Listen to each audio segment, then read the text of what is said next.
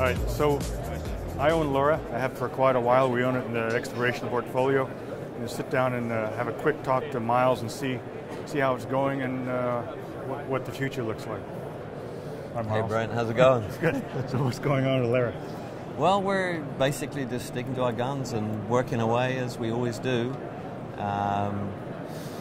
Markets are tough, so we've lost a few joint ventures, but we've managed to get a few more. Mm-hmm. And the stuff that's fun right now is you can actually go out and buy things cheaply. So we're actually replenishing the portfolio and putting together projects will be the things that will get us joint ventures in the next cycle. And have you got the cash to do that? I mean, I'm looking at your balance sheet. It's tight, but as I recall, you've got payments coming in. Are they coming in, and what's that look like?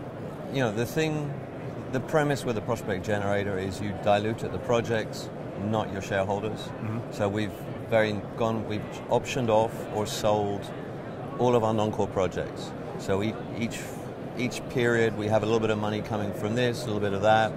So we were down to mid of last year $400,000. We ended the year with $800,000. We've still got a couple of $1 million in stocks in other companies. We've got payments coming in that are pretty certain this year. Mm-hmm. So we know we can carry on business as usual for this year. And we're figuring out how we make that happen for next year as well. So while we think the markets will improve over the next year or two, we're not leaving it to chance. Like, we will generate the income internally to make sure we can carry on, and not carry on sitting the bar and waiting for the market, actually carrying on generating projects and generating targets on those projects. Where are you focusing your efforts? I mean, where are you seeing actual projects open up that you've been wanting? Primarily, we've gone back to Peru and Brazil where we have infrastructure. Like, for us to now project out into a new country with the lawyers, the accounting companies, it is money we don't want to spend. So we have a team in Peru, we have a team in Brazil, so we're building on that for the most part. But again, that stuff comes up. Like, we're working on this Morondó, which is a spectacular copper target in Colombia, mm-hmm. that came up through a deal we did in Peru. Right. So we're opportunistic. Okay. Good. I'll be in Peru a couple of weeks. I'll see your team down there, I hope. Good. Thank you. Come on by.